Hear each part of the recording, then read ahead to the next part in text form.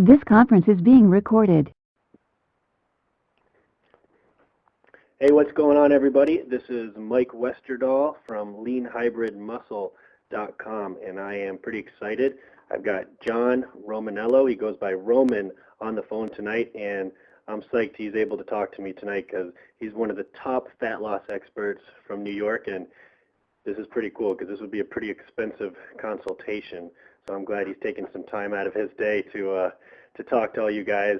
I sent out the email yesterday, or actually early this morning, and just been flooded with questions. Everybody wants to know more about final phase fat loss, so I got him on the phone, and really pumped to do this interview and this Q&A about the program, get everybody's questions answered. So Roman, he's a fitness model, he's a writer for T Nation, he's a personal trainer, and he's the owner of Roman Fitness Systems. So welcome to the call, Roman. Is there anything I left out, or you want to introduce yourself to those that have heard about you? Well, that's all right. My name is Roman. You pretty much covered everything. Thank you so much for having me. I really do appreciate it, Mike. It's nice to talk to you and to all the Lean Hybrid guys. You guys do really good stuff, and a lot of it's so much in line with what I do and what I believe. So it's really nice to be talking to you and sharing some information. I appreciate it. Thanks, man. Feelings mutual. Yeah, we met for the first time in person. You know, I've been following your articles and stuff, big fan as well. But we met in Tampa, 3 weeks ago or so? Yeah, 3-4 weeks ago in that area. Yeah, it was at the Transformation Domination seminar going on where you were one of the speakers, and me and Elliot hooked up with you there and learned a bunch about this program. Got some sneak peeks about it. Just wanted to ask you though, it was kind of an embarrassing story how all this happened. I mean, how did the origin of the program get started? Well, like a lot of guys who are doing fitness stuff now, like I was never I was an athlete when I was a kid. I wrestled, I played football, but I had to work my ass off to be like mediocre at a lot of that stuff. So really, where I excelled was kind of the lifting. And I think that's a fairly familiar story with a lot of guys. A lot of the people who get in shape later in life weren't really born athletes. Yeah, so that was me. A lot of power lifters. Yep. Yeah, exactly. Guys who were never really, they were big and they were strong, but for whatever reason they couldn't put it together on the field, so they didn't make great football players. But then they could deadlift the hell out of something. So right. I did that, and I did have a little bit of a power lifter in me. This is not impressive to you, but at one point I was pulling 660 for reps, which I had a body weight of just under. Oh, thank you. It was a body weight of just under 190. So but and in non-competitive power lifter, I think that's pretty good. So I did a little bit of powerlifting. I got into bodybuilding for a while, did some competitive stuff, and the way this particular program came about was I was about 23. I first got into shape for the first time, really good shape. Saw my abs for the first time when I was 19. So then I did 4 years, and I did some bodybuilding, and I was up to 205. But then I got an offer for fitness modeling, so I was maintaining about 195 at a height of 5'8", which is really what I tell people, but really it's 5'7 and a half. But so pretty jacked. Yeah, but 5'8" sounds better, right? Because I'm always wearing shoes anyway, and with the shoes, that's what it is. So I kind of did a lot of the fitness modeling, and I kind of got out of it for a little while, and I was trying to put on some size, and I was in kind of a bulking stage, and you know how it goes. You've been there, where you just kind of keep going, and you just eat too much, and now you've put on all the muscle you're going to put on probably in whatever 8 or 12 week period, and now you just you just keep eating, and now you're just getting fatter. Yeah, for sure. So yeah, and it happens, and it's adjustable.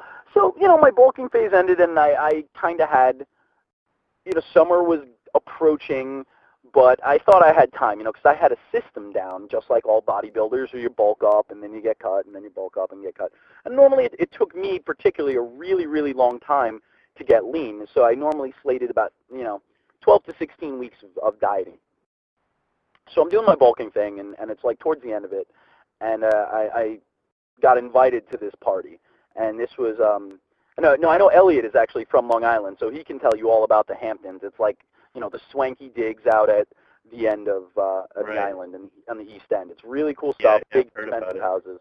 Yeah, you've heard of it, right? So it's imagine if you took the guys from Jersey Shore And instead of being, like spiky-haired, over-tanned guys, it was like actually, cool people, or really like equally douchey people, but the sons of very rich individuals.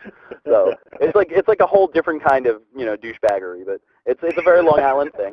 It's, it's like the opposite side of the douchebag coin.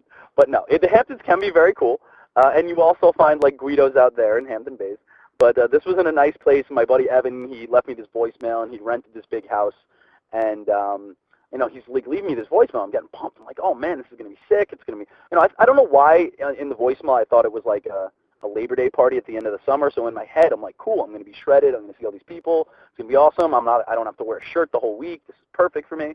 And the weird thing about it was like, it was all these people that I hadn't seen since high school. So Evan was a tight buddy of mine, so I saw him all the time. But he invited all these people that I hadn't seen. So keep in mind, like, I got in shape when I was in college, so I didn't see anyone from high school. And then all of a sudden I find out the party's like 6 weeks away, and now I'm the chubby kid again. I'm the fitness model who is fat. People knew, they'd seen like underwear packaging, they'd seen magazines I'd been in, and now I'm like, fat for a fitness model, by the way, is like, like 12%, and I might have been like 14, which is just like a tremendous amount of fat to be carrying around. If you're, like if that's your job to not be fat. Right, So I like mean, all of a sudden I'm like, normal. I am, yeah, exactly. I'm effing screwed. What am I gonna do? So I'm just thinking, all right, I don't know what to do here. And then I was like, all right, can I really diet this off? No. And so I was like all upset, and I was bummed. And I kind of like at that moment, like that crisis where I'm like, shit, am I a fraud? Like, what's going on here? And that's what it was. And like I tried to figure out how I could lose this weight as quickly as possible. So I went through all the training programs that I had written, and the ones that I really, the ones that I loved, and the ones that I did most consistently, and for fat loss. And then I tried to figure out like how to make them work. And I was really, really frustrated, and I just decided, you know what, I'm just not going to go to this party, because if I try to crash diet or something, it's going to be unhealthy. I'm going to lose all the muscle I just put on, and I don't want to risk that. And I think that, was like a really upsetting thing for me.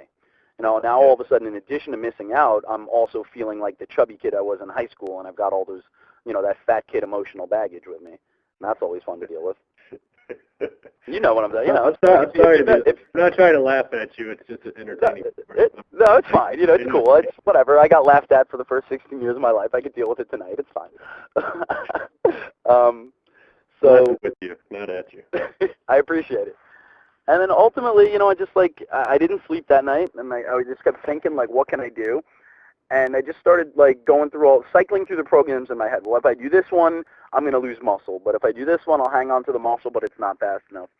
And then eventually I kind of like picked out what I thought would be 3 or 4 really, really good training programs. I'm like, well, what if I take the best from each one and get rid of all the crap? And that's kind of and I thought it was a really good idea.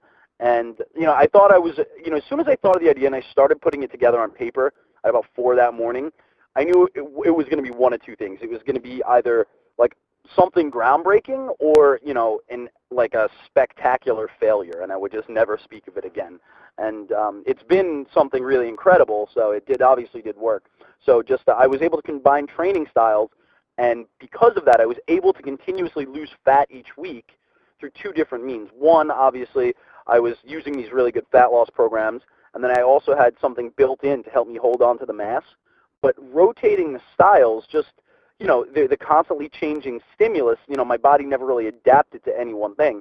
So I actually was able to get, extremely lean in that time period. So I wouldn't say as lean as I'd been for my photos, but Right. I went from about, 13 or 14% body fat to, I would say at the absolute most, I might have been 6.5%. I mean, I went in shredded. Wow. Like I didn't do any water manipulation. Did you compete in bodybuilding too?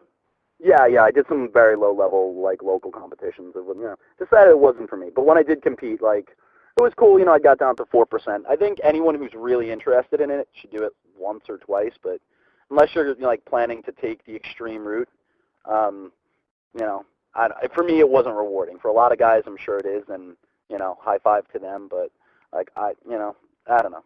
It was just How long did it take for you to get to the level you got before you were going to the party? it took 6 weeks. Wow. Just under 6 weeks, actually. So yeah,